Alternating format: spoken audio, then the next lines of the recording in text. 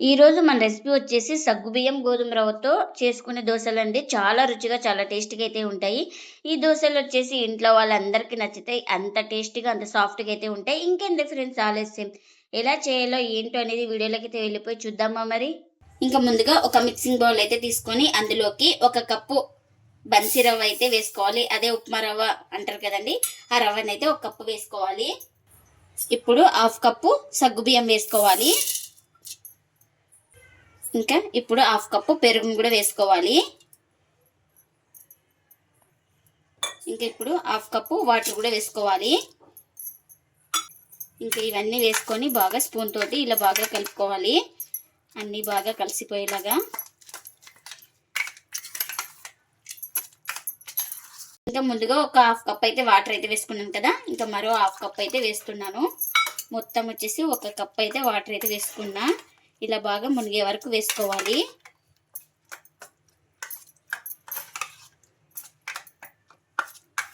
ఇంకా ఇలా మొత్తం బాగా కలుపుకున్న తర్వాత ఇంకా ప్లేట్ అయితే కొని ఓవర్ నైట్ అయితే నానబెట్టేసుకోవాలి. ఇంకా ముందుగా స్టవ్ అయితే ఆన్ చేసుకొని కడాయి అయితే పెట్టుకున్నానండి. ఇప్పుడు ఇందులోకి కారానికి తగినంత మిర్చిని అయితే వేసుకోవాలి. అలాగే చిన్నగా కట్ చేసుకున్న అల్లం, ఒక 4 వెల్లుల్లి రెబ్బలు కూడా వేసుకోవాలి. అలాగే కాస్త ఆయిల్ కూడా వేసుకోవాలి. మనకు మిర్చి బాగా ఫ్రై అయిపోవాలి ఇందులో. ఇలా మిర్చి వేగిన తర్వాత ఇప్పుడు ఇందులోకి పల్లీలను అయితే వేసుకోవాలి. ఇంకా ఈ మిర్చితో పాటు పల్లీలు కూడా బాగా ఫ్రై చేసుకోవాలి. ఇంకా చూడండి, మనకు మిర్చి అలాగే పల్లీలు కూడా బాగా ఫ్రై అయిపోయినాయి కదా. ఇంకా స్టవ్ అయితే ఆఫ్ చేసుకొని పూర్తిగా చల్లారిన తర్వాత అయితే గ్రైండ్ చేసుకోవాలి. ఇంకా ఇప్పుడు పల్లీలు, మిర్చి అన్ని చల్లారిన తర్వాత అయితే ఒక జార్లోకి అయితే వేసుకోవాలి. ఇంకా ఇప్పుడు ఇందులోకి రుచికి తగినంత సాల్ట్, అలాగే కాస్త వాటర్ కూడా వేసుకోవాలి. ఇంకా ఇప్పుడు మూత పెట్టేసుకొని గ్రైండ్ చేసుకోవాలి. ఇంకా గ్రైండ్ చేసుకున్న తర్వాత ఒక బౌల్ తీసుకొని ఇంకా అందులోకి అయితే చట్నీ అయితే వేసుకోవాలి. ఇంకా ఇప్పుడు చట్నీకి పోపు కూడా పెట్టుకున్నాను, ఆ పోపును కూడా వేసుకుంటున్నా. ఇంకా మనకు చట్నీ అయితే రెడీ అయిపోయింది. ఇంకా నేను ఇక్కడ మార్నింగ్ అయితే చూపిస్తున్నాను చూడండి. మనం ఓవర్ నైట్ అయితే నానబెట్టేసుకున్నాం కదా, చూడండి. ఇంకా వాటర్ అన్నీ అబ్జర్వ్ చేసుకోయింది. రవ్వ అనేది మనకు ఒకసారి ఇలా బాగా స్పూన్ తోటి కలుపుకుందాం. ఇంకా ఇలా మొత్తం బాగా కలుపుకున్న తర్వాత ఒక మిక్సీ జార్ అయితే తీసుకొని ఇంకా అందులోకి అయితే వేసుకోవాలి. ఇంకా ఇప్పుడు ఇందులోకి కాస్త వాటర్ అయితే వేసుకోవాలి. ఇంక ఇప్పుడు మూత పెట్టేసుకొని స్మూత్గా గ్రైండ్ చేసుకోవాలి. ఇంకా ఇలా గ్రైండ్ చేసుకున్న తర్వాత ఒక బౌల్ తీసుకొని ఇంకా గ్రైండ్ చేసుకున్న దాన్ని వేసుకోవాలి. చూడండి, ఇలా స్మూత్గా గ్రైండ్ చేసుకోవాలి. ఇంకా మిగిలిన పిండిని కూడా ఇందులోకి వేసుకోవాలి గ్రైండ్ చేసుకొని. ఇంకా ఇప్పుడు ఇందులోకి రుచికి తగినంత సాల్ట్ అయితే వేసుకోవాలి. ఇంకా సాల్ట్ వేసి బాగా కలుపుకోవాలి. అంత బాగా కలిసిపోయేలాగా.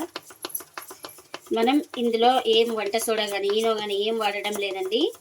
ఎందుకంటే మనం ఓవర్ నైట్ ఇంకా పెరుగు వేసి నానబెట్టుకున్నాం కాబట్టి ఇంకా మనకు పిండి అయితే పులిసే అవసరం అయితే లేదండి. ఇంకా డైరెక్ట్గా ఇంకా ఇలా గ్రైండ్ చేసుకొని వేసుకోవడమే. మనకు దోశ బ్యాటర్ ఎలా ఉంటుందో సేమ్ అలా ఉండాలి. మనకు బ్యాటర్ అయితే రెడీ అయిపోయింది కదా, చూడండి ఇక్కడ చూపిస్తున్నాను కదా.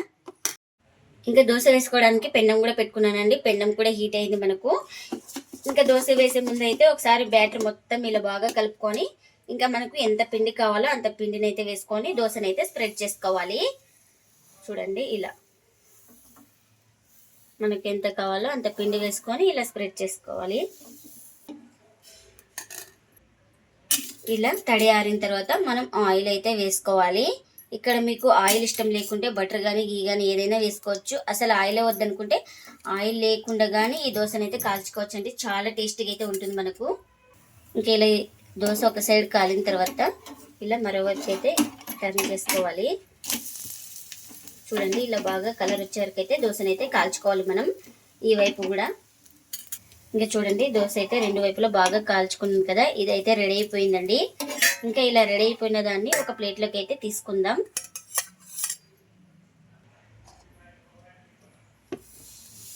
ఇంకా మనం దోశ బ్యాటర్ని అయితే వేసుకొని ఇలా స్ప్రెడ్ చేసుకోవాలి.